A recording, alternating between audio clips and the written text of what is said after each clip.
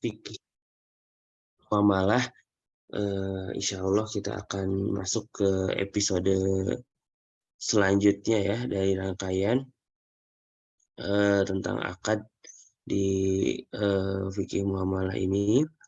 Insya Allah kita akan belajar bersama tentang akad bai atau jual beli bersama Ustadz Panji Adam SSJMH. Alhamdulillah. Salawat salam mari kita limpah curahkan kepada Nabi Muhammad Sallallahu Alaihi Wasallam, kepada para keluarganya, kepada para sahabatnya, kepada para tabiin, serta kepada seluruh kaum muslimin dan mukminin yang berjalan di atas sunnah beliau hingga akhir zaman nanti. Amin amin ya rabbal alamin. Ya, mengawali acara kita pada pagi hari ini, mari kita bertilawah pertama. Tilawah kita akan bacakan surat Al-Baqarah. Bapak Ibu bisa melihat di layar kaca ya. Saya akan share screen dan Bapak Ibu bisa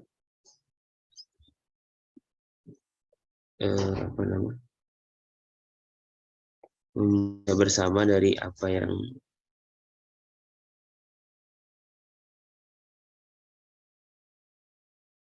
(270).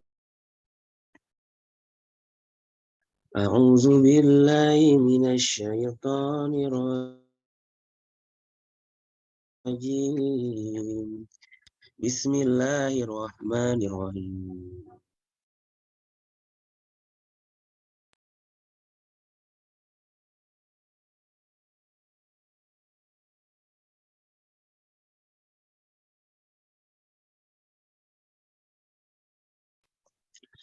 Alladzina yatawaffawna lahum ajrun ghairu wala khaufun 'alaihim wala hum yahzanun. Alladzina yakuluna ar-riba la yaqumuna illa kama yaqumul ladzi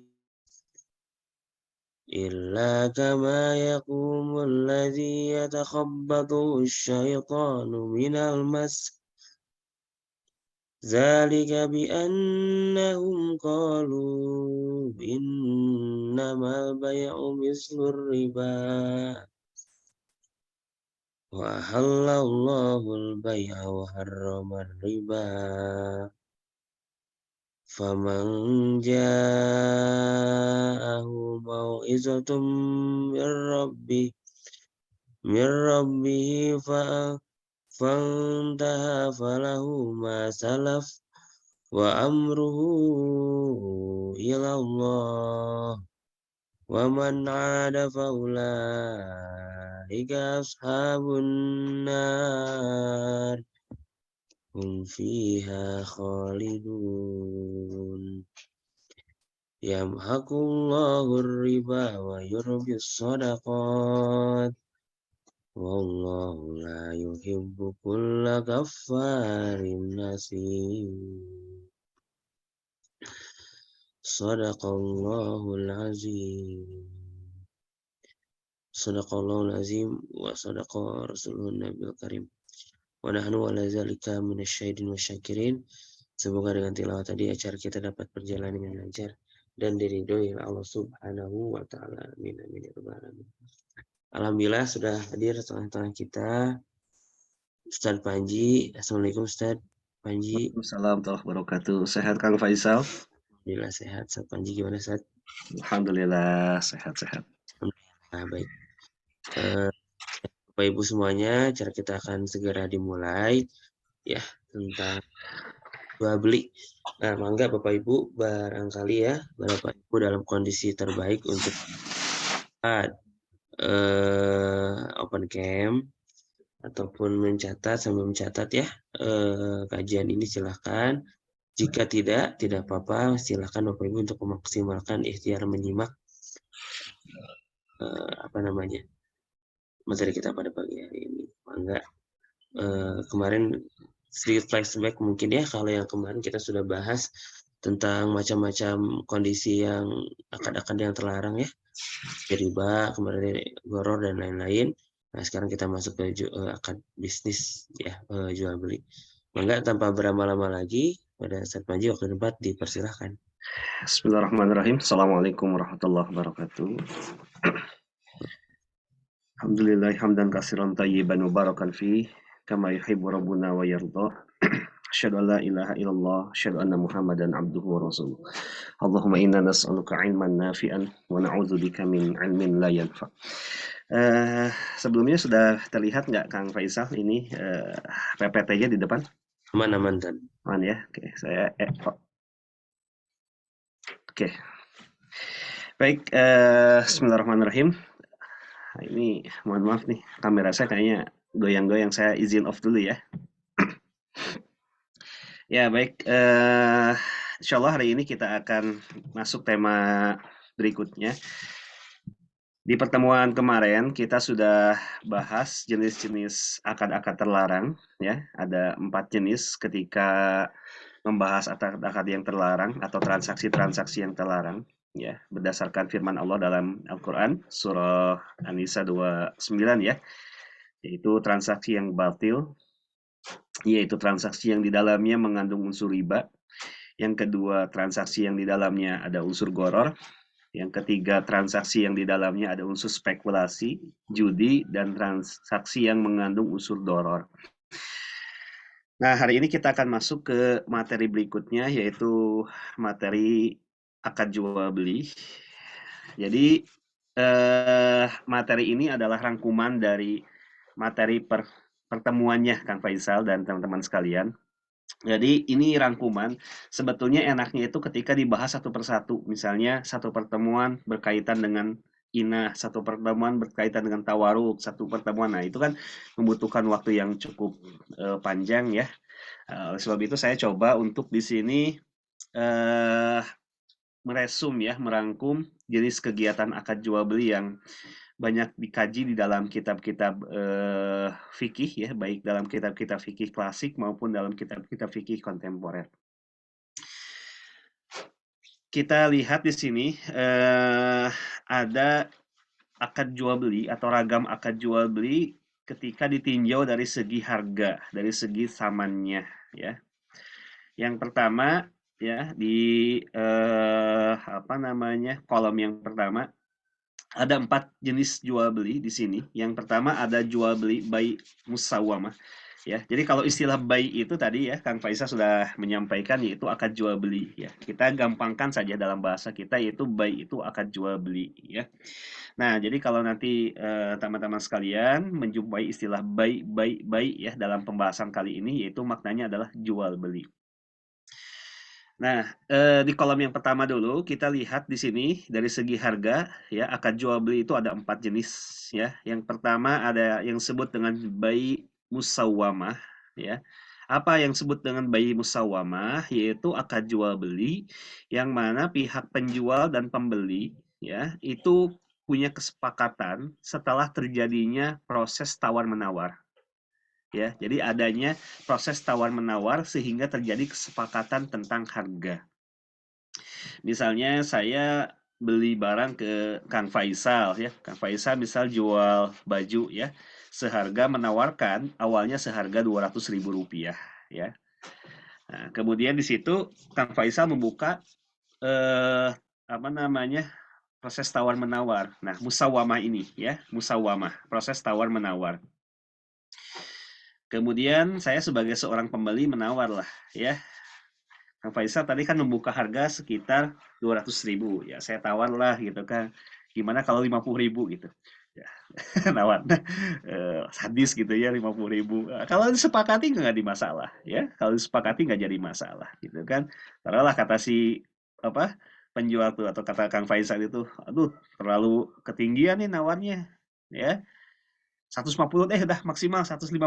Kalau saya sepakat dan Kang Faisal sepakat, saya sebagai pembeli sepakat, Kang Faisal sebagai penjual sepakat, maka tidak ada masalah secara hukum syariah ya, terjadi proses tawar-menawar ini Maka proses tawar-menawar ini disebut dengan istilahnya bai musawwamah. Hukumnya boleh. Nanti kita lihat dari definisi akad bai ya.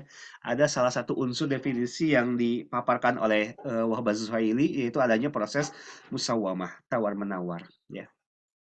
Tawar-menawar ini ya nanti akhirnya kan ada itifak, ada kesepakatan ya. Nah, ketika sudah terjadi itifak itulah harga yang diambil. Misalnya tadi itifaknya, kesepakatannya adalah harganya 150.000, maka 150.000 itulah yang wajib saya bayarkan sebagai pembeli ya. Nah, jadi biasa ini terjadi dalam jual beli di pasar tradisional ya, jual beli di ya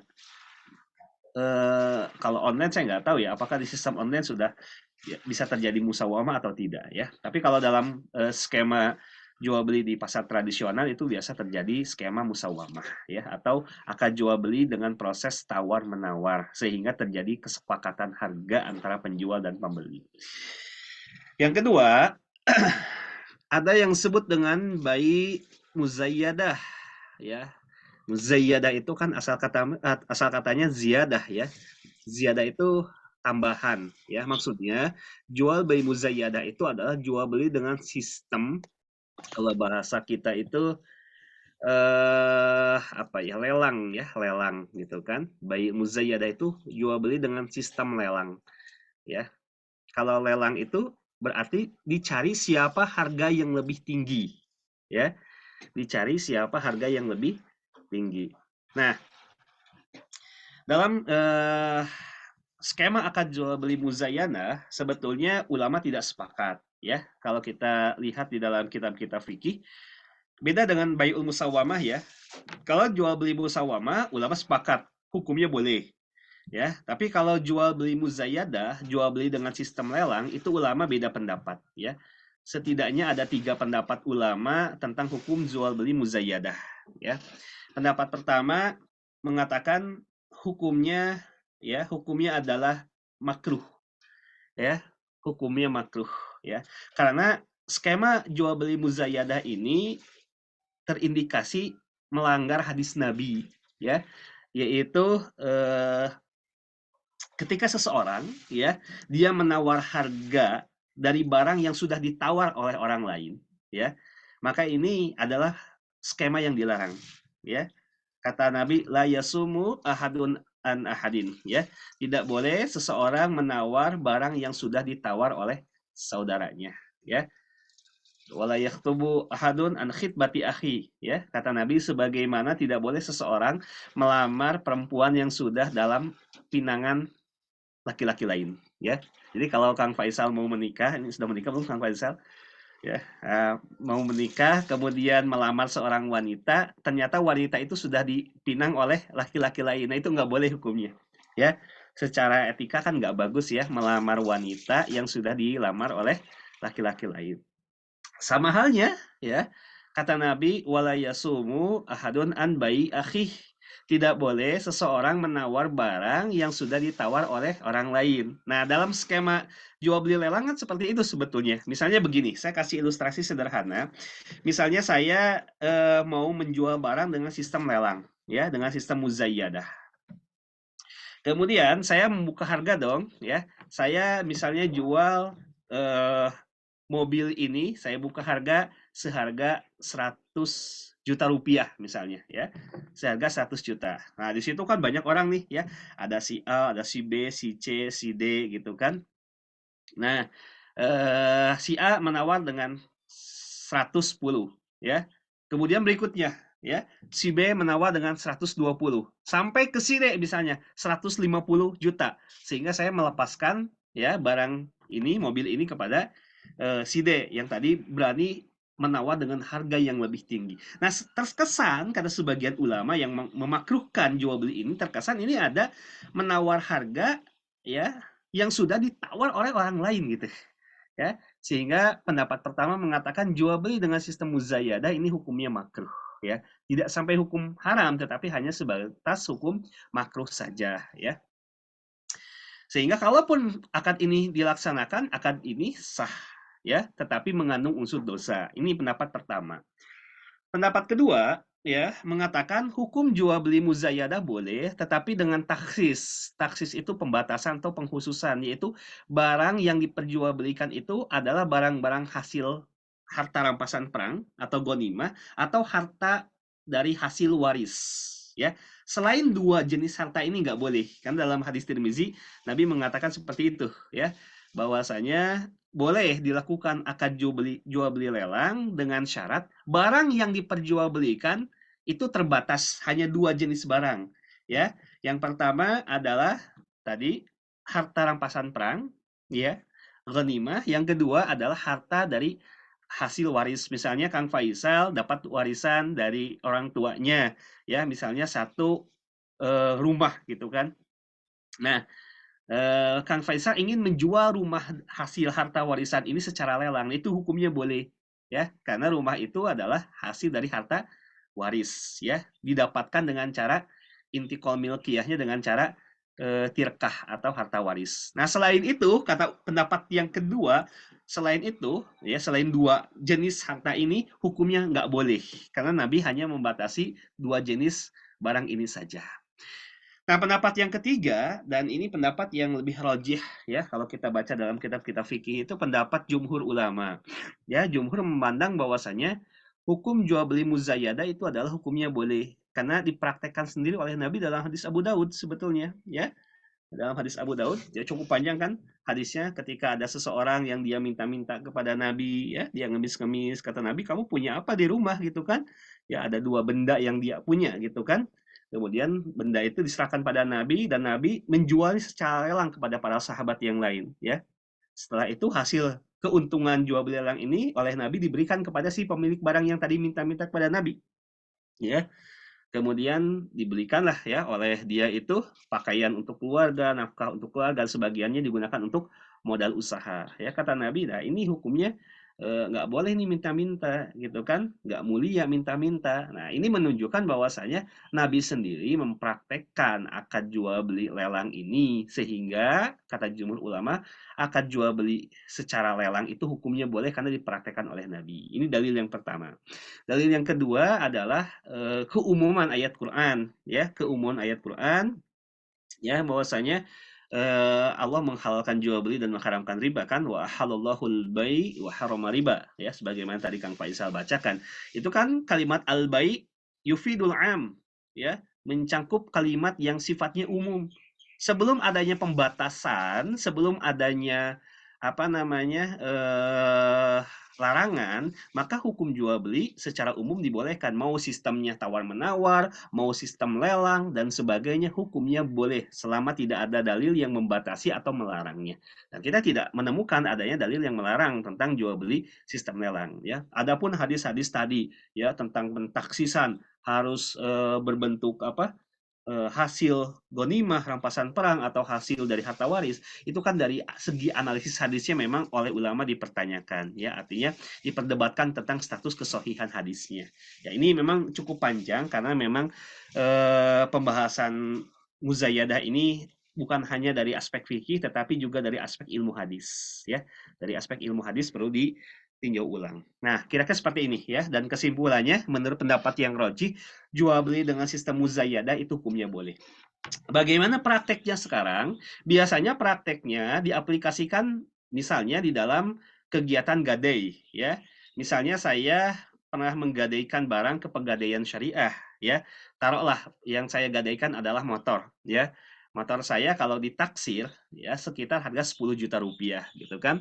Hutang saya ke pegadaian ya adalah misalnya 7 juta rupiah gitu kan. Dan saya tidak sanggup untuk membayar, ya, saya tidak sanggup untuk membayar hutang saya sebesar 7 juta rupiah. Maka tadi ya atas izin dari saya sebagai pemilik motor, pegadaian akan melakukan sistem lelang di pelelangan umum, ya. Ketika nanti oleh pegadaian dilelang, ya, ternyata terjuallah harga motor ini ya sebesar 10 juta rupiah, maka tadi ya dipotong hutang saya berapa? 7 juta, dan sisa ya kelebihan 3 juta dikembalikan kepada saya selaku nasabah. Inilah kira-kira praktek sistem muzayyadah yang diaplikasikan di lembaga keuangan syariah. Kemudian yang ketiga, Ada yang disebut dengan bai munakosoh, ya. Bai munakosoh itu adalah jual beli dengan sistem tender. Kalau tadi misalnya si penjual dia mencari harga yang tertinggi. Kalau dalam sistem munakosoh, ya, itu mencari si konsumen ya mencari harga yang lebih rendah, ya. Tender misalnya Darul Hikam ingin mengadakan studi tour ya, misalnya studi tour ke Yogyakarta. Itu kan nanti dari pihak Darul Hikam akan mengundang beberapa travel ya. Dicarilah ada travel A, travel B, travel C dan seterusnya. Taruhlah ada 3 travel ya, A, B, C. A, silakan presentasikan ya, bagaimana konsepnya gitu kan, tawarannya seperti apa, pembayarannya berapa, mekanismenya seperti ini. B juga sama mempresentasikan, C juga ya. Taruhlah si A membuka harga gitu kan ya, paket untuk studi tour itu adalah misalnya 10 juta ya, si B membuka harga 8 juta gitu kan, si C membuka harga 7 juta. Ya, jelas kan dari pihak kita sebagai konsumen, dalam ini Darul Hikam gitu kan, menginginkan harga yang lebih murah dan bagus fasilitasnya tentunya. Semuanya fasilitas hampir sama. Cuman cari harga yang lebih murah nih. Nah, harga yang lebih murah itu disebutnya namanya munakosoh. Jadi munakosoh itu mencari harga yang lebih murah dalam sistem tender. Nah, hukumnya boleh kata ulama? Boleh. Sebagaimana sistem muzayyadah boleh, maka sistem dengan sistem munakoso atau tender juga hukumnya boleh. Ya, ini. Kemudian yang keempat, ada yang disebut dengan bayi bitokotusir. Bayi bitokotusir. Apa yang disebut bitokotusir? Kalau dalam bahasa hukum perlindungan konsumen itu ada istilahnya standar kontrak atau kontrak baku. Ya, kalau dalam keseharian kita misalnya pergi ke mall, ya, kita pergi ke swalayan, di situ kita beli barang yang sudah tertera harganya. Ya, misalnya saya mau ke swalayan, saya mau beli air mineral, misalnya di situ tertera harganya 10.000, ya. Saya di situ sudah terlihat ada tulisannya 10.000 gitu, ya. Dan di situ tidak ada lagi proses tawar-menawar. Artinya kok sudah baku harganya 10.000 gitu kan. Saya tinggal bayar saja. Nah, itu disebut dengan buy bitokotusir, ya. Yaitu sistem dengan apa ya, kalau bahasa kita sistem bandrol lah gitulah gampangnya gitu kan. Jadi ya kita beli baju ke mall ya, di mall misalnya ada baju, kita lihat cek kan harganya kan di situ sudah tertera harganya misalnya 500.000. Ya sudah kita tinggal beli saja kalau di situ tidak ada petunjuk diskon, tidak ada eh, petunjuk lainnya ya. Sudah kita tinggal bayar saja. Kita tinggal bayar saja ya. Nah, itu disebut dengan bayi di toko tersebut. Ini kebalikan dari bayi musawamah. Kalau dalam bayi musawamah tadi, itu kemungkinan dari pihak konsumen, mustahlik, pembeli, ya, itu adanya kemungkinan sistem tawar-menawar. Tapi kalau dalam toko tersebut, itu tidak ada sistem tawar-menawar. Itu harganya sudah harga baku gitu, sudah standar harganya segitu gitu. Kalau mau beli silakan tinggal bayar, kalau nggak beli ya sudah cari tempat lain kan gitu lah ya bahasa gampangnya gitu kan. Nah, kata ulama jual beli sistem bayi bitokotisir ini juga boleh hukumnya ya, karena dia termasuk ukulul iz'an ya. Ukulul iz'an itu ya standar kontrak itu hukumnya boleh ya. Ini walaupun panjang pembahasannya karena ini nanti akan disangkut pautkan dengan asas kebebasan berkontrak ya. Al-uqud al-huriyah ya, atau ta'akud al-huriyatu ta'akud ya, asas kebebasan berkontrak atau freedom of contract. Tapi secara kesimpulan akhir, sistem dengan jual beli bitakotisir itu hukumnya boleh. Ya, kita lah kayak misalnya ada orang yang mau sekolah gitu kan ke Darul Hikam. Darul Hikam membuka pembayaran misalnya untuk semester 1 10 juta. Itu kan sudah baku ya. Tidak bisa lagi tawar-menawar ya. Itu namanya bitokotusir ya, yaitu standar harga. Itu hukumnya boleh. Ketika pembeli mau ya, berarti dia ridho, maka silakan tinggal melakukan pembayaran. Kalau bisa pembelinya nggak setuju ya sudah, dia bisa mencari toko yang lain ya, mencari penjual yang lain. Nah, ini disebut dengan buy bitokotisir ya. Oke, dari kolom yang pertama ini mudah-mudahan bisa dipahami ya, secara sederhana bisa dipahami satu persatu ya. Oke, berikutnya ya, dari segi harga juga ada yang disebut dengan bai'ul murabahah. Nanti kita akan bahas ya. Ada yang disebut dengan bai'ul wadhi'ah, ada yang disebut dengan bai'ut tauliyah, ada yang disebut dengan bai' isyrak ya. Apa yang murabahah kita tunda dulu ya. Nanti kita bahas yang lain dulu karena murabahah agak cukup panjang. Misalnya begini, yang pertama ya, ini murabahah kita stop dulu, kita lanjut ke yang kedua. Ada yang disebut dengan bai'ul wadhi'ah. Beda ya, Kang Faisal, ada wadhi'ah pakai lo, ada wadi'ah pakai dal ya. Kalau wadi'ah pakai dal itu kemarin kita sempat singgung, yaitu namanya titipan ya. Uqudul hifdzu, akad yang tujuan utamanya adalah untuk menjaga barang. Wadi'ah, titipan. Kalau di bank syariah itu tabungan. Nah, kalau ini wadi'ah. Wadi'ah itu nama lainnya adalah bai'ul khisarah, ya, jual rugi, gitu kan? Misalnya begini, Kang Faisal sebagai seorang penjual, itu dia punya barang ya, Kang Faisal beli dari supplier misalnya harganya adalah 1 juta, ya. Oleh Kang Faisal dijualnya adalah 900.000. Kira-kira untung atau enggak? Ya, modalnya 1 juta, beli ke supplier 1 juta, dijual lagi 900.000. Untung nggak? Nggak. Rugi kan? Ada nggak kira-kira penjual yang menjual dengan sistem ini? Dia belinya 1 juta, dia jual 900.000. Bisa jadi ada, nggak ada tuh siapa kayaknya. Nah, biasanya ada dalam konsep apa? Yaitu cuci gudang. Ya, daripada barang ini nggak laku, ya, dia modalnya kan lumayan gede nih. Tapi di awal tahun, misalnya kemarin Desember nih kan banyak cuci gudang tuh, ya, banyak sale-nya besar-besaran tuh cuci gudang, ya. Daripada tahun depan nggak laku, karena tahun depan itu sudah ada yang baru ya, produk yang baru. Dan produk ini pasti orang-orang sudah nggak mau lagi, udah ketinggalan. Ya mau nggak mau dia harus jual rugi dong, ya. Daripada dia, yaudah ini mubazir nih barang gimana nih, nggak laku gitu kan, tahun depan kita harus produksi barang yang baru, maka dia gunakan yang disebut dengan bai'ul wadi'ah, jual rugi. Ini hukumnya boleh, kata ulama, ya, nggak jadi masalah.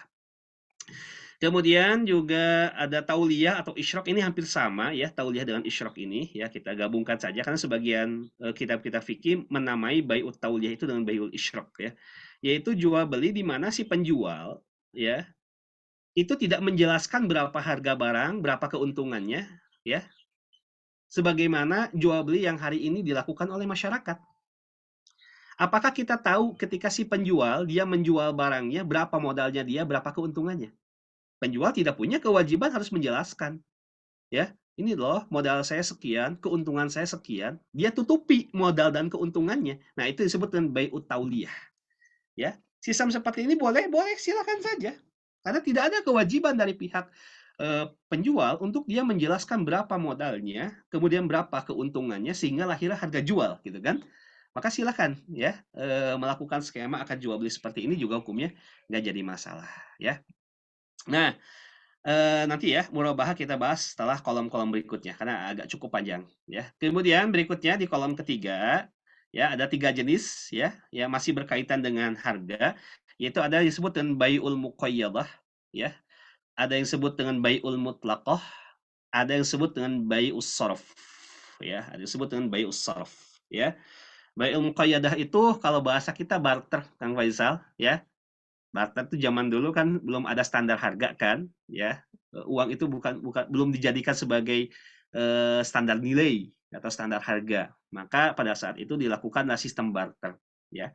Barang dengan barang, ya. Walaupun di sini memang terkadang sulit penentuan barang ini boleh jadi lebih mahal dari barang yang ditukar oleh saudaranya kan, gitu kan. Tapi hukum asalnya jual beli dengan sistem barter itu hukumnya boleh. Yang kedua ada sebutan bai'ul mutlaqah, ya. Nah, ini yang biasa kita lakukan hari ini, ya. Sistem jual beli mutlaqah itu pertukaran antara barang dengan uang, ya. Si penjual menawarkan barang, si pembeli pembayarannya menggunakan uang. Nah, itu bai'ul mutlaqah, ya. Penukaran antara barang dengan uang. Yang ketiga, bai'us sharaf, ya. Kemarin sudah sedikit disinggung ya, bai'us sharaf itu jual beli mata uang. Ya, jual beli mata uang. Ini kan ada 2 jenis, ya. Kalau enggak hati-hati, ini bisa masuk ke riba fadl, ya. Kalau enggak hati-hati, bisa masuk ke riba fadl. Nah, kalau misalnya dia termasuk uang yang sesama jenis, misalnya rupiah dan rupiah, maka syaratnya kemarin 2 ya, yaitu dia harus senilai dan dia harus taqabud, tunai, ya dan biyadin, ya. Misalnya saya punya uang satu lembar 100.000 rupiah yang merah itu, kemudian saya tukar, ya, saya tukar dengan harus syaratnya senilai juga. Berarti si pecahannya harus nominalnya 100.000. Mau 1.000-an 100, mau 10 ribuan 10 ya, mau 20 ribuan 5, mau 50 ribuan 2, terserah. Yang penting nilainya harus sama 100.000. Dan saya tukar hari itu, ya, maka serah terima barangnya pun harus hari itu juga, ya. Nah, tidak boleh dilakukan secara tidak tunai. Maka ketika dua syarat ini tidak terpenuhi, ya, misalnya dia tidak tunai atau tidak tidak sejumlah gitu kan, maka bisa masuk ke dalam riba fadl, ya, riba yang terjadi akibat jual beli pertukaran mata uang. Nah, yang kedua, kalau dia berbeda jenis, misalnya rupiah dengan dolar, rupiah dengan yen, atau rupiah dengan apalagi ya, real dan sebagainya. Ini syaratnya hanya satu saja kata Nabi, gitu kan? Yang penting tunai, tidak harus sama pun nggak jadi masalah, ya. Fa idza ikhtalafat hadhil asnaf fabi'u, ya, kaifa syi'tum idza kana yadan biyadin, ya. Kalau ini berbeda jenisnya, misalnya rupiah dengan dolar, ya, mau ditukar gitu kan, maka nggak apa-apa, nilainya nggak harus sama, dengan syarat satu saja, idza kana dan biyadin, harus takobud, harus dilakukan ya secara tunai. Misalnya Kang Faisal mau menukar rupiah hari ini dengan dolar, harus dilakukan secara tunai, ya. Berarti sekarang menukarkan serah terimanya hari ini. Itu yang disebut dengan istilahnya spot transaction, ya. Dan tidak boleh Kang Faisal melakukan namanya forward transaction, tukar hari ini tapi nanti serah terimanya dengan nominal yang seminggu kemudian. Itu kan bisa berubah kan? Nah, itu nggak boleh hukumnya, ya. Nah, ini disebut dengan bay usrof. Jadi rumusnya, ketika sesama jenis, misalnya rupiah dengan rupiah, maka syaratnya dua, dia harus senilai tamasul, kemudian dia harus takobud, tunai. Apabila dia berbeda jenis, tidak harus senilai, tetapi yang penting dilakukan secara tunai, ya, kalau berbeda jenisnya. Nah, kira-kira seperti itu ya di kolom ketiga ini. Kemudian ya, yang kolom keempat berikutnya, nah ini ada dari segi apa namanya, cara pembayaran, ya, cara pembayaran. Nah, ada yang disebut dengan bai'ul hal atau bai'un naqd, jual beli dengan sistem pembayaran yang dilakukan secara tunai, ya. Jadi misalnya si pembeli dia beli barang, barang itu dia beli bayarnya secara tunai, ya. Ya udah, sini saya bayar nih, berapa harganya? Misalnya nih handphone 5 juta, udah saya bayar nih 5 juta cash. Nah, itu disebut dengan bai'un naqd atau bai'ul hal, ya. Biasa dilakukan di masyarakat. Ada yang disebut dengan bai'ul muajjal, ya, bai'ul muajjal. Ini muajjal itu yaitu jual beli yang mana pembayarannya dilakukan secara tangguh di akhir periode. Misalnya barangnya sekarang diserahkan HP-nya tadi, tapi nanti pembayaran 10 jutanya nanti ya kalau saya gajian. Kapan gajiannya? Ya nanti awal bulan. Nah, ketika nanti awal bulan itu ya dia melakukan pembayarannya. Nah, ketika disepakati misalnya antara penjual dan pembeli, ya, oke, saya serahkan nih barangnya nih, ya. Nggak boleh nggak diserahin barangnya, ya. Kalau misalnya barangnya nggak diserahin, ya, oleh si penjual, kemudian si pembeli juga bayarnya ditangguhkan, itu nanti bisa terjebak hadis Nabi larangan bai'uddain biddain, au bai'un nasi'a binasi'ah, yaitu jual beli hutang dengan hutang. Si pembeli hutang pembayaran, si penjual hutang penyerahan barang. Itu kan nggak boleh, ada dua hutang di situ kan? Ya, makanya skemanya bai'ul muajjal itu apa? Barangnya harus didahulukan, ya, barang yang didahulukan tapi pembayarannya nanti di kemudian hari. Ya, kalau kata orang Sunda ngagebrok engke weh gitu kan pembayarannya, ya, ketika dia sudah punya uang. Yang penting disepakati kapan dia pembayaran. Misalnya saya pembayaran nanti kan di awal bulan ketika sudah dapat gaji bulanan gitu kan, ya udah sepakati ya barangnya serahkan nanti pembayarannya di akhir. Berarti di sini ada unsur dain. Apa dain? Yaitu ada unsur hutang, ya. Dalam Quran dianjurkan ketika ada transaksi yang dilakukan ila ajalin musamma, ya, idza tadayantum bidainin ila ajalin musamma, kalau ada akad yang dilakukan secara tidak tunai, ya, faktubu kata Allah, maka dilakukanlah pencatatan, ya, supaya nggak lupa aja, supaya jadi pembuktian aja gitu kan, ya, supaya lebih menenteramkan hati, supaya dicatat bahwasanya oh, atas nama Panji Adam kemarin dia sudah beli ya handphone, saya sudah serahkan barangnya tapi dia masih hutang pembayarannya, dan pembayaran akan dilakukan pada tanggal 1 awal bulan Februari misalnya. Nah, seperti itu ya. Hukumnya boleh kata ulama ya. Kemudian yang berikutnya ada yang disebut dengan bai'ut taqsid.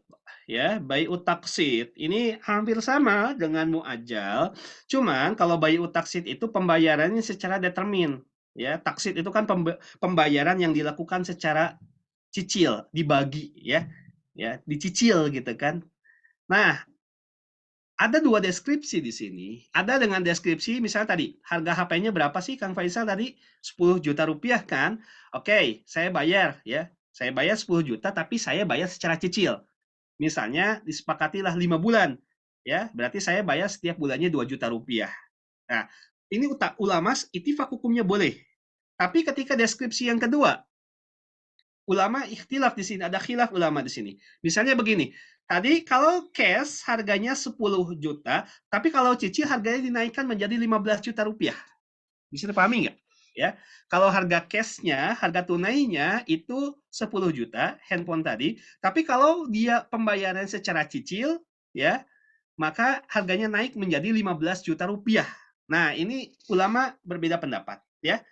Pendapat pertama ulama mengharamkan ya, karena kata dia skema jual beli ini adanya penangguhan waktu, kemudian ditambah dengan adanya nilai tambah pembayaran, nilai harga, maka termasuk riba ya. Ini termasuk riba dan termasuk juga bai'atani fi bai'ah, dua harga dalam satu jual beli. Ini nggak boleh. Ini pendapat pertama. Pendapat kedua, ini sistem bai'ut taksid boleh hukumnya ya. Karena keumuman dalil Quran Al-Baqarah 275 mengatakan ya, selama tidak ada dalil yang melarang boleh. Karena pengertian bai'ataini fi bai'ah ya, atau apa safqataini fi safqatin wahidah itu bukan berkaitan dengan bai'ut taksir gitu kan. Sehingga dikembalikan ke hukum awalnya. Selama tidak ada yang melarang, hukumnya boleh gitu kan. Nah, banyak dalil-dalil yang dipraktikkan ya oleh para ulama terkait dengan jual beli taksid ini. Sehingga ulama membuat sebuah rumusan kaidah hukum ya, innaliz zaman hissah minas zaman kata ulama. Karena waktu itu dia punya nilai dari segi harga ya, waktu itu punya nilai dari segi harga ya. Sehingga ketika di sini terjadi akad jual beli taksid, rukun akad jual beli terpenuhi, ada penjual dan pembeli. Ada harga, ada barang. Barangnya diserahkan pada saat itu. Disepakatilah harganya kalau cash 10 juta, kalau cicil 15 juta. Dia ambil yang cicil 15 juta. Berapa lama dia cicil? Misalnya dia cicil selama tadi 5 bulan. Ya, atau selama 1 tahun. Terserah, yang penting disepakati. Ya, pembayarannya kan 15 juta. Silahkan cicil berapa lama, misalnya sepakatilah dalam jangka waktu satu tahun. Serta syarat berikutnya menurut Majma' Fiqih tidak boleh adanya ta'wid ya, denda keterlambatan ya. Mau dia terlambat sehari 2 hari tidak boleh didenda gitu kan. Ketika ada denda keterlambatan maka hukumnya nggak boleh. Tapi kalau tidak diberlakukan denda keterlambatan maka hukum bai'ut taqsid ini adalah boleh secara syariah ya. Jadi kesimpulannya hukum jual beli dengan cara cicil sekalipun antara harga cash dengan harga cicil berbeda, harga cicil tentunya jauh lebih mahal karena tadi kaidahnya innaliz zaman hissah minas zaman. Sesungguhnya waktu itu punya nilai dari harga, kata ulama, hukum jual beli taksid itu juga boleh. Nah, ini pembahasannya memang cukup panjang kalau kita di tahril ya, kalau kita diurai analisis satu-satu dalil-dalilnya cukup panjang, cuman saya ambil kesimpulan saja hukumnya boleh. Kemudian juga dari segi harga ada disebut dengan bai'ul muqassah, jual beli atau perjumpaan piutang lah, dalam hukum perdata itu ada istilah perjumpaan piutang ya. Itu hukumnya juga boleh ya, sistem jual beli dengan sistem muqassah atau perjumpaan piutang.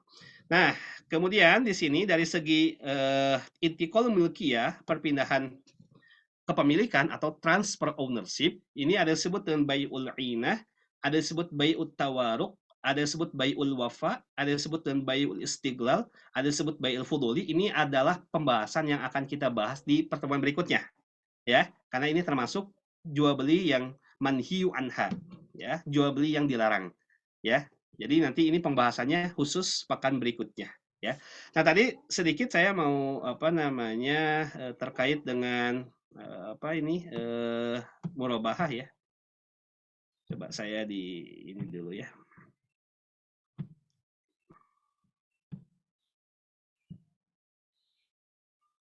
Sudah muncul, Kang Faisal? Sudah, Tat?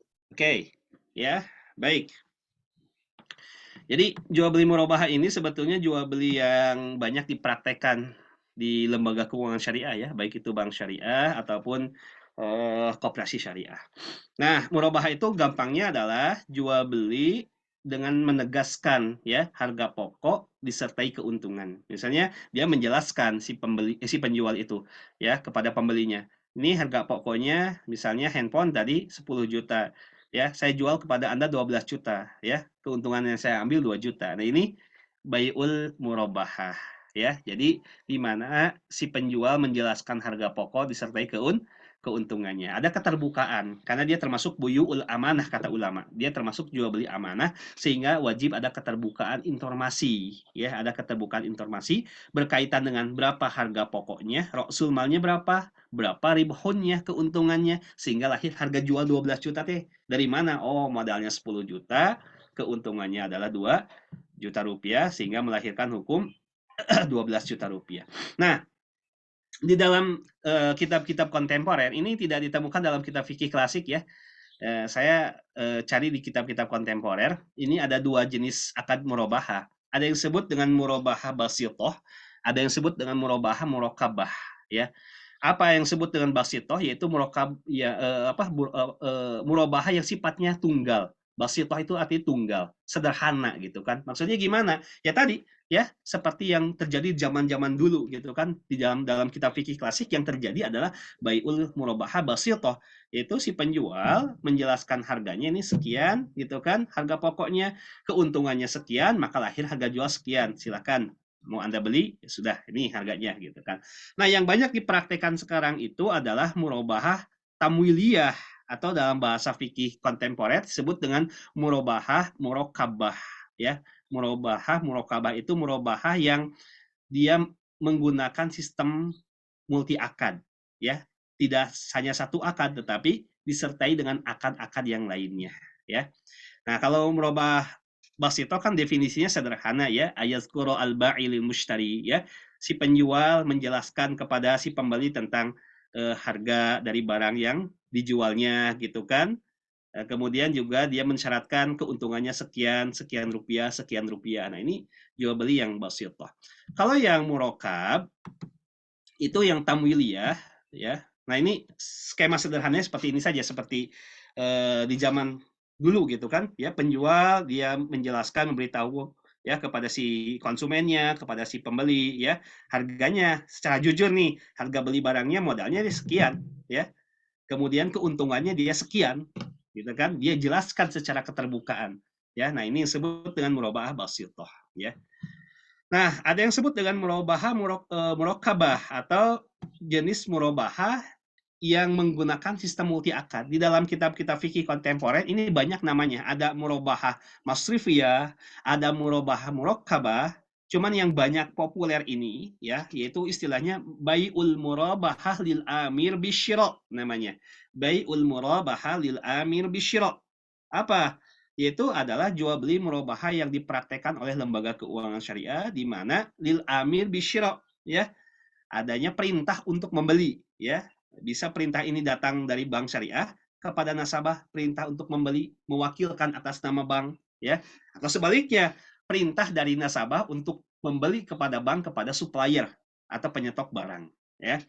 Makanya di sini definisinya ayat tafiqul masraf wal amil, adanya kesepakatan ya antara pihak masraf ya, bank dengan amil dengan nasabahnya ya, ala ayyakumal masraf bisyira'il bidha'i qaran aw ghairi, yaitu nanti bank dia akan membeli barang yang diinginkan oleh nasabahnya, wa yaltazimul amil ayashtariha minal masraf ba'da zalik ya. Kemudian nanti pihak nasabah ya itu terikat harus dia membeli barang yang sudah dia pesan dari bank syariah. Setelah bank syariah beli supplier, ya. Kemudian bank syariah jual kepada nasabah dan nasabah mengikat, artinya dia harus beli barang yang sudah dipesan dari bank. Wa yaltazimu masraf bi ayyabi alahu. Begitu juga bank, dia terikat harus menjual barangnya kepada si nasabah. Wa zalika bisi'ril ajil au ajil. Pembayarannya bisa dilakukan secara tunai ataupun tidak tunai gitu kan. Ya, nah ini yang disebut dengan bai'ul murabahah lil amil bisyira. Ya, kalau lebih memudahkannya eh,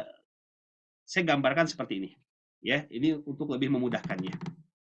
Misalnya tadi adanya ittifaq ya bainal masraf wal amil, yaitu adanya kesepakatan antara nasabah dengan bank syariah. Jadi nasabah ingin beli mobil nih ceritanya, Kang Faisal tuh mau ganti mobil ya pakai Mercedes-Benz yang baru ya.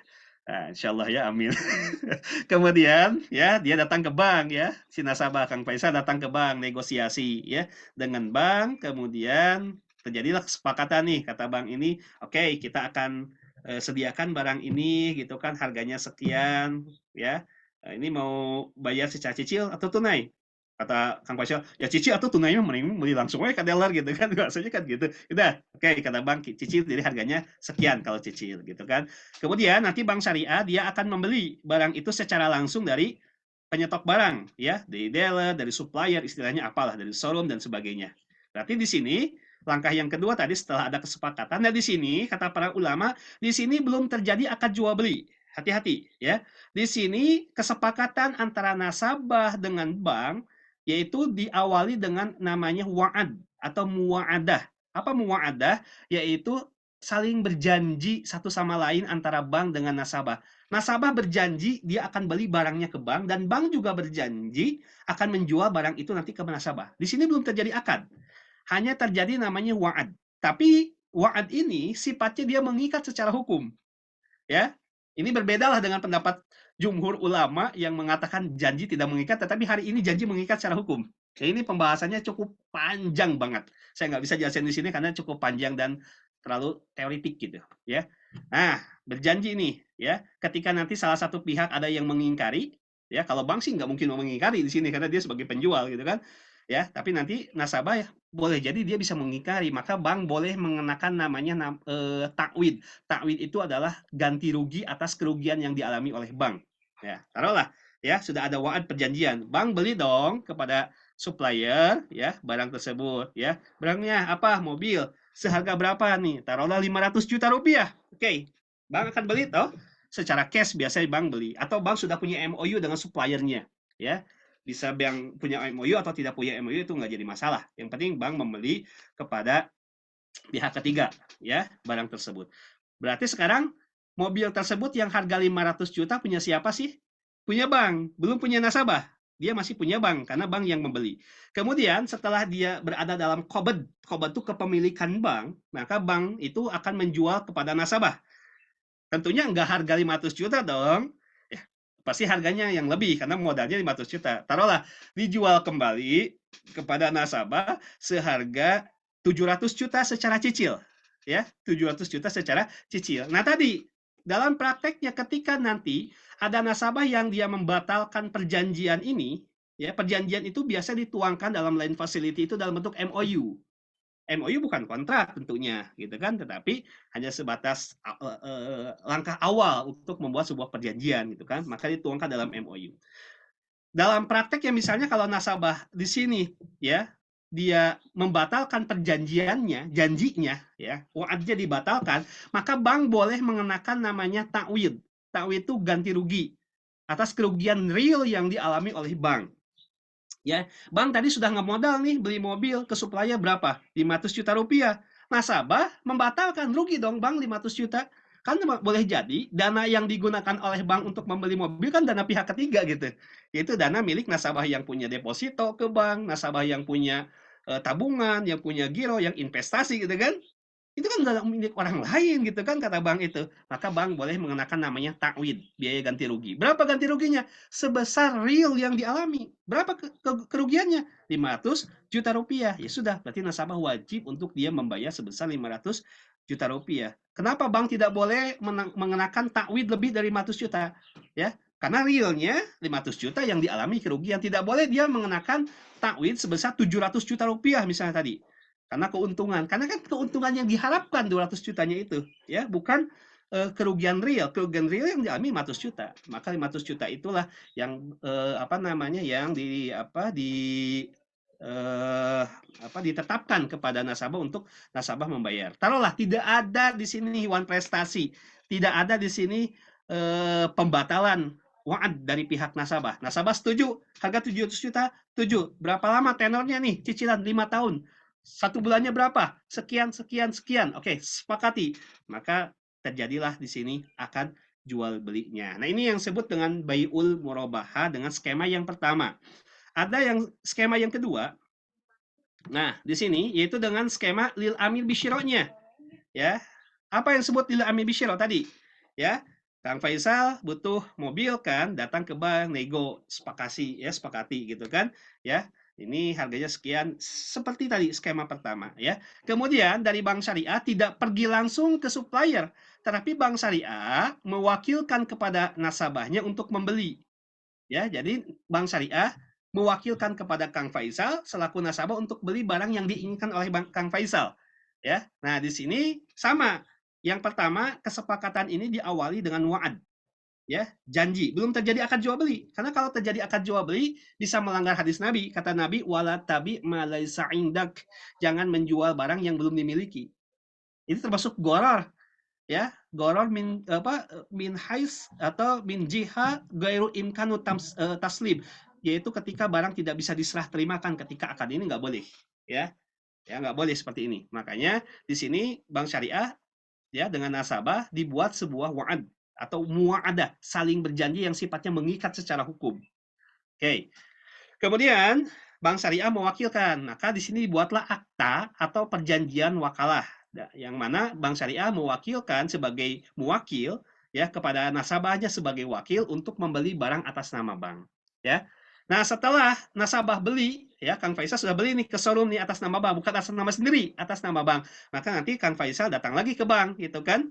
Datang lagi ke bank, ya bos saya ini sudah dibeli atas nama, baru di situ terjadilah akad jual beli, ya akad jual beli antara nasabah dengan Bank Syariah, antara tadi Kang Faisal dengan Bank Syariahnya. Di sini baru terjadi akad jual beli, ya. Tapi akad yang pertamanya adalah akad wakalah, kemudian diikuti dengan akad bai. Nah, di sini sekiranya ada 3 jenis akad, diawali dengan wa'ad 1, kemudian yang kedua akadnya akad wakalah 2 akad, kemudian yang ketiga adalah akad bai.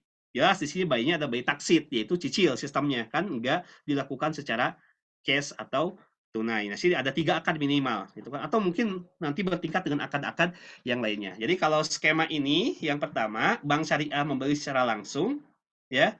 Yang kedua, Bank Syariah tidak membeli secara langsung tapi mewakilkan. Persoalannya adalah kenapa Bank Syariah nggak nyetok barangnya? Ya. Nah, ini ada beberapa kemungkinan. Pertama, ya berkaitan dengan kondisi pasar. Ya, ketika Bank Syariah sekarang punya barang, kan belum tentu barang ini sesuai dengan keinginan si nasabahnya. Misalnya bank punya stok nih mobil Mercy misalnya, tapi nasabah menginginkan BMW gitu kan? Artinya mubazir dong ketika Bank Syariah sekarang menjualnya punya barangnya Mercy, tetapi nasabah inginnya BMW. Nah, ini pertimbangan pasar. Ya, yang kedua boleh jadi berkaitan dengan tempat. Kan Bank Syariah itu ketika beli itu harus ada tempat ya untuk menyimpan stok-stok barangnya, dan ini dibutuhkan biaya lagi, nggak mungkin seperti ini. Atau kemungkinan yang ketiga berkaitan dengan pajak, ya ada isu pajak di sini gitu kan, ketika dalam akad jual beli kan lahir pajak, ya makanya untuk menghindari itu dibuatlah skema murabahah dengan lil amir bisyroh, ya mewakilkan kepada nasabah untuk membeli atau Bank Syariah belum menyediakan barang yang diinginkan, maka istilahnya yang lebih populer di Indonesia ya yaitu jual beli murokabah ini adalah dengan istilahnya bai'ul murabahah tamwiliyah, jual beli murabahah dengan sistem tamwil, pesanan, pembiayaan. Nah, ini yang lebih tepat. Jadi di Indonesia seperti itu istilahnya. Ini ada beberapa fatwa tentang murabahah. Sebenarnya lebih banyak dari ini ya. Ini hanya contoh saja ya. Jadi ini ya hukumnya mewakilkan kepada nasabah ini boleh ya. Waqad ajazal hanabila ala sahih min mazhab taukilu syakhs, ya mewakilkan pada seseorang, ya seseorang mewakilkan pada seseorang bil bai untuk membeli barang, ya au syira min nafsihi au li nafsihi gitu kan. Ya jadi hukumnya boleh gitu kan kata ulama dari mazhab Hanbali gitu kan, ya. Nah, kemudian saya kira ini saja mungkin ya yang bisa kita bahas ya, karena sudah jam 6. Silakan dari peserta yang akan mendiskusikan ya untuk apa namanya materi yang bisa kita bahas di pertemuan pagi ini. Baik. Siapa turun Sepanji, baik udah memberikan materi yang begitu sebenarnya itu kalau apa tadi di awal tuh satu-satu ya satu-satu pertanyaan tapi ini jadi apa namanya digabungkan gitu dengan banyaknya materi, semoga minimal membuka wawasan kita dulu ya Bapak Ibu, ataupun kita bisa langsung bertanya tentang kasus-kasus di lapangan apa yang terjadi dan bagaimana pendekatan hukum ekonomi syariahnya. Baik, pertanyaan pertama Ustaz, berkaitan dengan ini ya, transaksi yang terjadi di online gitu ya, di online. Terdapat beberapa opsi pembayaran seperti GoPay, ShopeePay, OVO dan lain-lain. Nah, dan itu sangat dekat dengan kita. Bagaimana kita mengetahui akad-akad yang memang dilarang gitu ya, yang perlu kita hindari dari penggunaan e-money tersebut dalam transaksi jual beli di online. Terus. Ya, baik. Pada prinsipnya ya, menggunakan e-money atau e-wallet dan sebagainya kan nggak jadi masalah ya. Sebetulnya transaksi skemanya nggak jadi masalah. Yang jadi masalah dipersoalkan ya, dan kita sudah punya fatwa ya di Indonesia terkait dengan uang elektronik ya. Coba saya share ya supaya teman-teman bisa melihat fatwanya ya. Jadi sebetulnya secara prinsip sih nggak jadi masalah gitu kan ya. Jual beli melalui e-money gitu kan, mau dia e-wallet dan sebagainya, transaksi-transaksi dengan menggunakan seperti itu. Tapi yang jadi persoalan adalah ketika adanya diskon ya yang didapatkan oleh si konsumen akibat pembayaran melalui e-wallet tersebut ya, adanya diskon. Oke. Mudah-mudahan ini sudah muncul ya fatwanya ya. Oke, saya izin share ya, Kang Faisal ya. Monggo, Ustaz.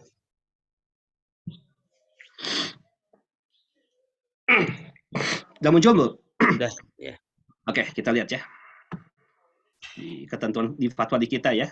Saya nggak pakai fatwa di negara lain, karena di negara kita juga sudah punya fatwanya.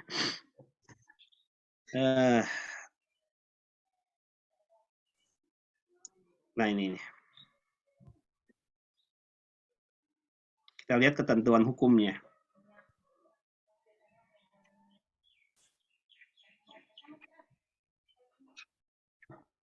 Nah ini nih.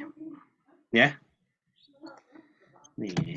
Jadi di fatwa kita ya tentang e-money itu ya atau uang elektronik ini ya adalah di sini ya. Akadnya nih, kita langsung ke akadnya saja nih. Akad yang digunakannya bisa akadnya akad wadiah ya, akad titipan atau akad pinjaman. Apa kaitannya akad titipan dengan akad pinjaman ya? Nanti sini akad antara penerbit dengan pemegang uang. Penerbit itu kan berarti sodiru bitokoh ya, itu pihak misalnya seperti Gojek, GoPay dan sebagainya ya, Kang Faisal ya.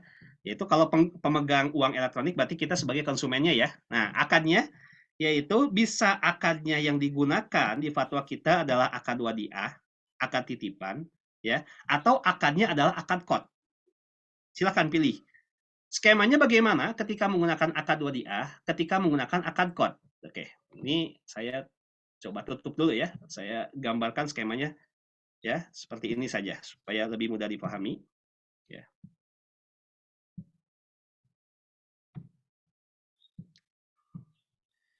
Bisa terlihat ya? Ini yang kosong nih PPT. Misalnya A selaku konsumen ya, dia top up dong ya kepada B gitu kan, selaku penerbit kartu ya, bisa GoPay, saya nggak sebut nama ya Kang Rizal ya, penerbit kartu lah istilah di fatwa kita. Oke. Kalau apabila ya akad yang digunakan adalah akad wadiah ya, akad wadiah atau akad titipan, maka berlaku hukum akad wadiah ya, maka berlaku hukum akad wadiah. Ya. Tujuan dari akad wadiah apa? Tadi saya sudah jelaskan, yaitu al-hifdzu, ya. Makanya definisi wadiah itu adalah taukilul hifdi, ya, ila ghairih, yaitu mewakilkan pada orang lain untuk menjaga harta kita. Jadi titipan. Artinya gini, kalau saya nitipin motor saya ke Kang Faisal, tugas Kang Faisal adalah menjaga motor saya. Paham Kang Faisal? Ya. Kang Faisal, saya titip dong motor saya ya. Kebetulan saya mau keluar kota nih, ya. Saya titip motor saya. Kang Faisal boleh enggak kalau sekarang Kang Faisal pakai motor saya?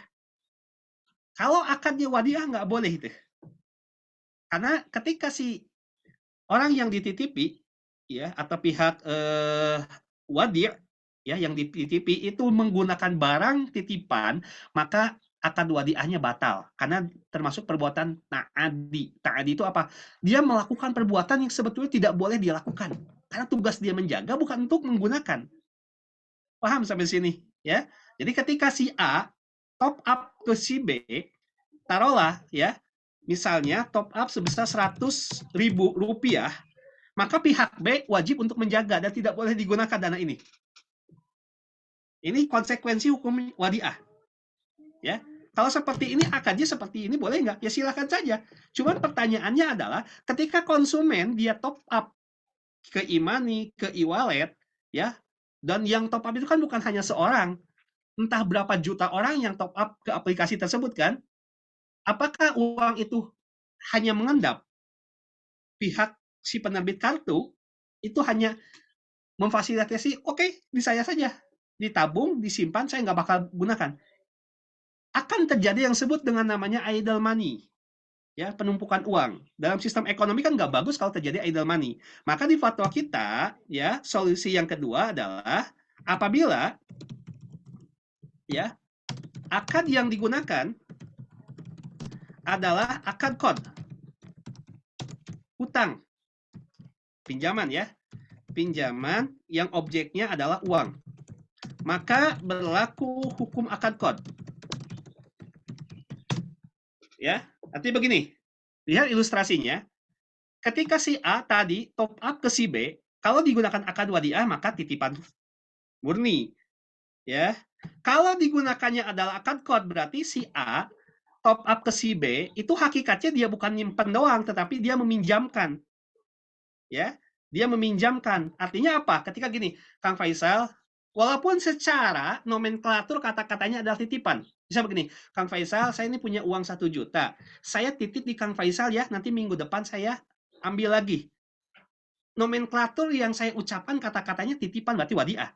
Tapi Kang Faisal boleh enggak? Kalau uangnya 1 juta itu oleh Kang Faisal, saya pakai dulu aja deh. Kan nanti minggu depan baru dikembaliin. Saya mau pakai dulu. Nah, kalau Kang Faisal memakai uang 1 juta tadi, tapi dengan komitmen, ada sebutnya namanya doman. Ya, maka di Indonesia dikenal istilahnya wadiah ad-domanah, gitu kan? Doman artinya pokoknya tentang minggu depan pasti ada uang ini, walaupun Kang Faisal nggak izin kepada saya, gitu kan? Pakailah uang ini oleh Kang Faisal, ya. Maka akadnya bukan wadiah lagi, tapi berubah akadnya menjadi akad qard, hutang. Jadi seakan-akan saya ngutangin Kang Faisal 1 juta rupiah, nanti Kang Faisal balikin lagi 1 juta, gitu kan? Kan dalam akad qard kan kaidahnya kemarin sudah kita bahas, tidak boleh ada kelebihan kan? Ya, kullu qardin jaron naf'an fahuwa riba. Ya, ketika akad jual beli akad hutang piutang itu ada kelebihan maka termasuk riba. Sama halnya di sini, ketika konsumen top up, ya, kemungkinan kedua adalah akad yang digunakan qard, yaitu pinjaman, yaitu konsumen itu meminjamkan kepada B dan B boleh menggunakan dana tersebut. Tapi nanti dia akan ada yang disebut dengan istilahnya dana liquid. Dana liquid itu apa? Ini dana yang dia gunakan untuk keperluan si konsumennya. Misalnya gini, 1 juta orang top up lah di aplikasi itu, ya, terkumpullah misalnya terkumpullah 100 miliar, ya, misalnya 10 miliar itu untuk dana liquid, atau dibagi dua deh, gitu kan, 50 miliar untuk dana liquid, 50 miliar lagi oleh si B itu didepositokan atau diinvestasikan, sehingga lahir keuntungan kan di situ. Wajar nggak? Kalau kita misalnya ketika top up, kita bayar, kemudian kita dapat diskon, itu wajar. Kenapa? Wajar, karena kita sudah berjasa meminjamkan uang kepada mereka dan mereka pun dapat bunga yang gede, mereka dapat keuntungan yang gede, wajar kalau kita dapat diskon yang kecil. Ya. Nah, persoalannya bagaimana sekarang kalau dianggap ini adalah akadnya qad dalam fatwa kita, kalau tadi top up itu adalah akadnya qad, maka diskon itulah yang bermasalah. Bukan transaksinya, sekali lagi, tetapi diskon itulah yang bermasalahnya. Kenapa? Karena si konsumen mengambil manfaat dari hutangnya. Sebagaimana ilustrasi gini, si A, dia dapat diskon nggak kalau dia bayarnya cash? Dia nggak bakal dapat diskon. Dia dapat diskon dengan syarat kalau dia pembayarannya melalui aplikasi. Ya, ketika dia top up berarti kan. Nah, inilah yang Nabi katakan dalam hadis gitu kan, ya, idza aqrada ahadukum qardon, apabila kamu meminjamkan, hutangkan uang kepada orang lain, fauhdiyalahu, ya. Kemudian orang yang kamu beri pinjam itu ngasih hadiah kepada kamu, ya, atau ngasih tumpangan, fala yaqbalha wala yaqabha, kata Nabi, jangan ambil hadiah tersebut dan jangan ambil tumpangan tersebut. Illa yajri baina dzalik, kecuali tumpangan, hadiah sudah biasa terjadi sebelum adanya akad hutang piutang, kan termasuk riba. Jadi gini gampangnya, saya misalnya ngasih pinjam ke Kang Faisal 1 juta. Besoknya Kang Faisal ngasih ke rumah saya tuh, tiba-tiba ngasih bubur ayam lah, ngasih kupat tahu lah, ya gitu kan. Atau ngasih tumpangan, papanya mau kemana? Mau ke Unisba, ayo ikut sama saya nih, pakai mobil saya yang baru gitu kan. Ya, sebelum saya ngasih pinjam utang, Kang Faisal nggak pernah sebaik itu. Tapi gara-gara kemarin saya kasih pinjam, tiba-tiba kenapa besoknya dia ngasih makanan ke saya gitu kan. Ngasih tumpangan, kata Nabi, jangan diambil tumpangan dan jangan diambil hadiahnya. Kecuali tumpangan hadiah biasa terjadi sebelum ada hutang. Memang sebelum ada kita hutang piutang, Kang Faisal sudah biasa ngasih ke saya, itu nggak jadi masalah. Makanya ini ilustrasinya, apabila akad yang digunakan adalah akad wadiah, maka pihak dari penerbit tidak boleh gunain dana ini. Tapi kalau akad yang digunakan akad qad, penerbit silahkan gunakan akad ini, tapi menjamin ketika nasabah butuh dananya, itu harus on call namanya. On call itu kenapa? Harus tersedia dana karena sudah ada dana liquid, ya. Kemudian tidak boleh adanya diskon yang diambil, karena diskon itu mengambil manfaat dari akad qad adalah terlarang. Kenapa? Karena Nabi mengatakan dalam hadis Baihaqi dan menjadi kaidah, ya, kullu qardin jarana fahuwa riba, ya. Setiap hutang piutang yang menarik manfaat, manfaat kan bisa saja dalam bentuk apa? Diskon. Manfaat itu bisa dalam bentuk diskon, maka tidak boleh, ya. Nah, ini bisa dipahami sampai sini, ya. Jadi masalahnya bukan masalah transaksi tapi masalah ketika ada diskon. Yang lebih masalah lagi ketika orang dia pakai aplikasi untuk cari diskon, itu lebih bermasalah gitu kan. Kira seperti itu. Wallahu a'lam bishawab. Baik, berarti apa? Kita juga nggak bisa memastikan secara awam ya, Ted, mana yang akadnya qard dan mana akadnya wadiah ya, Ted. Iya, betul. Tapi Jadi ya silakan. secara analisis kita bisa menduga, ya, ketika Hmm. adanya bonus berarti ya setidaknya ini adalah akad qad pastinya. Karena kalau akad wadiah apa tujuan dia ngasih bonus atau ngasih diskon dan sebagainya, ya. Kira-kira Oh, seperti itu. berarti kalau mau ngambil diskon perlu yang dia diskon dengan metode pembayaran apapun ya. Gimana? Misalkan ada metode pembayaran cash dan juga menggunakan e-money. Hmm. Ya, sehingga antara keduanya ini jadi kalau misalnya ada diskon, ambillah yang memang dengan metode apapun itu bisa didapatkan diskon tersebut, bukan hanya dengan salah satu metode pembayaran gitu. Iya, betul, seperti itu. Nah, ya. Nah, Oke. Hati-hati para pemburu diskon berarti ya. oke. Satu pertanyaan lagi. Oke, satu pertanyaan lagi. Ini banyak sebenarnya, tapi ini udah duluan ya. Dari Reni, Bismillah Ustadz, izin bertanya tadi untuk pembelian emas harus dan biadin. Lalu bagaimana kalau saya membeli emas lewat teman saya? Oleh teman saya dibelikan ke toko emas. Dan emasnya saya titipkan terlebih dahulu di teman tersebut. Dan akan diambil suatu waktu oleh saya karena posisi saya dan teman beda kota. Tapi dari awal sudah sepakat untuk dititipkan terlebih dahulu. Iya. Sebetulnya kemarin sudah kita singgung, ya, emas itu hari ini tidak berlaku sebagai amwal ribawiyah, ya. Karena emas hari ini bukan sebagai mata uang, tapi emas hari ini dia sebagai sil'ah sebagai benda biasa saja. Maka kembali kepada hukum awal. Ketika benda diperlakukan biasa saja, bukan sebagai mata uang, maka dia boleh dilakukan secara tidak tunai. Artinya membeli emas hari ini secara tidak tunai itu tidak menyalahi syariah. Karena kedudukan emas hari ini ya itu tidak sebagai mata uang ya, tetapi dia sebagai benda biasa gitu kan. Pertanyaannya, ada nggak sekarang di Indonesia yang menjadikan emas itu sebagai mata uang, Kang Faisal? Tidak kan? Iya. Oke, jadi emas itu diposisikan, emas itu diberlakukan, itu hanya sebatas benda biasa saja. Ketika itu benda biasa, maka hukumnya boleh diperjualbelikan secara cicil. Ini bisa terlihat, Kang Faisal, teman-teman sekalian di depan. Jual beli emas secara tidak tunai ya. Di fatwa kita di Indonesia gitu kan, ini sudah ada ketentuan hukumnya ya, sudah ada ketentuan hukumnya. Kita lihat di sini di dalam fatwa ini banyak sekali dalilnya, karena memang untuk bisa meyakinkan masyarakat terkait dengan jual beli emas ini riba atau enggak riba kalau cicil ya, perlu dalil yang sangat kuat gitu kan. Ya, saya bacakan kesimpulan akhir saja di fatwa ini. Hukum jual beli emas secara tidak tunai, baik melalui jual beli biasa atau pesanan, ya, hukumnya boleh selama emas tidak menjadi alat tukar yang resmi. Paham? Jadi jual beli emas secara tidak tunai, baik dengan cara biasa atau kita nitip ke orang, itu hukumnya boleh selama emas itu tidak menjadi alat tukar di negara. Dan penentuan mata uang, berlaku mata uang itu adalah oleh negara, bukan oleh individu.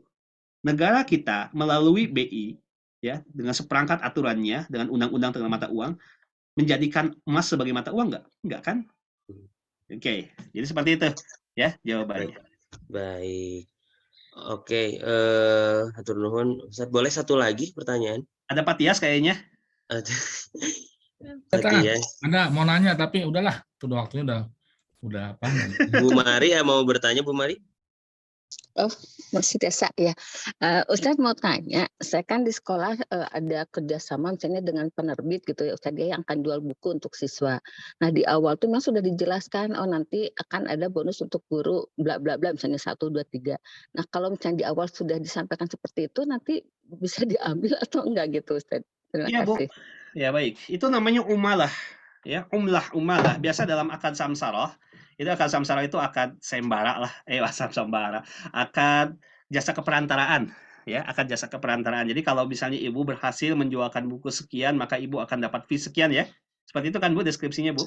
Iya betul, misalnya nanti untuk guru dapat fasilitas apa misalnya gitu. Oke, itu namanya samsaroh ya. Umlah, upah, ujroh, fee atas jasa keperantaraan hukumnya boleh Bu. Oh, iya. Silakan boleh diambil. Iya, terima kasih Ustaz. Enggak. Iya, baik. Satu lagi Tat mungkin. Silakan. Masih 629 ya, terakhir banget ini, Mas. Izin bertanya dari Bu Ai. Izin bertanya terkait transaksi hutang dengan hutang, mengingat zaman sekarang banyak pembelian dengan sistem pre-order yang dibayar dan diterima barang di waktu yang akan datang. Jadi apa pertanyaannya? Pertanyaannya, bagaimana hukumnya transaksi hutang dengan hutang itu? Nggak boleh, itu kata Nabi. Bai'uddain biddain, ya, saya tutup ini agak goyang. Bai'uddain biddain itu dilarang oleh Nabi, ya, menjual hutang dengan hutang.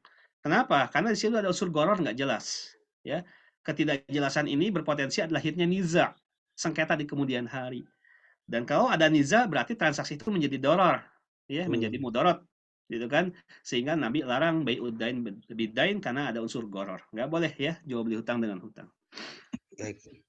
Oke, sangat cukup jelas ya berarti ya. Pre-order itu nggak boleh ya, Ustaz? Tergantung skema akad yang digunakannya dulu. Ya. Ini di fatwa kita ada 3 fatwa baru. Ada 3 fatwa baru yang berkaitan dengan sistem jual beli online. Mungkin nanti besok minggu depan kita akan sedikit ini ya, karena kita harus jelaskan takyif fikihnya dulu, gitu kan?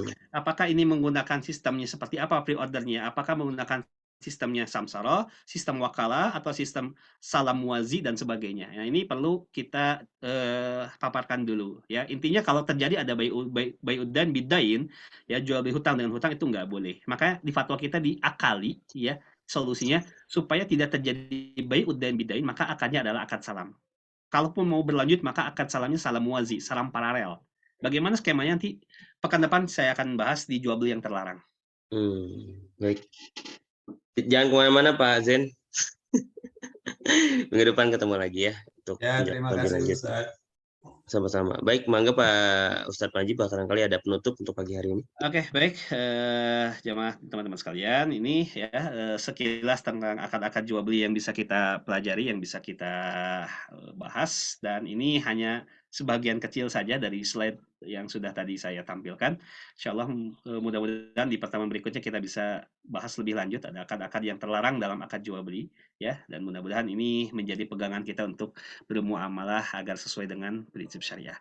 Itu saja yang bisa kita bahas. Saya akhiri ya.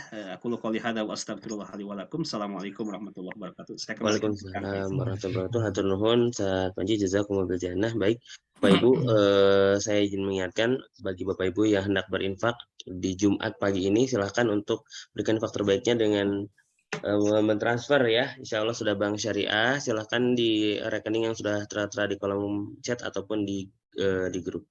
Ya, semoga ilmu kita bermanfaat, semoga ilmu yang Ustadz Panji berikan menjadi amal jariah Ustadz Panji, dan sampai jumpa lagi di pertemuan selanjutnya, insya Allah masih di series Fikih Muamalah bersama DPU Darul Hikam. Jazakumullah bejannah, aktafi bihadza qadar. Wassalamualaikum warahmatullahi wabarakatuh.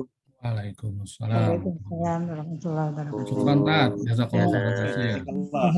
Waalaikumsalam. Salam. Ya, Izin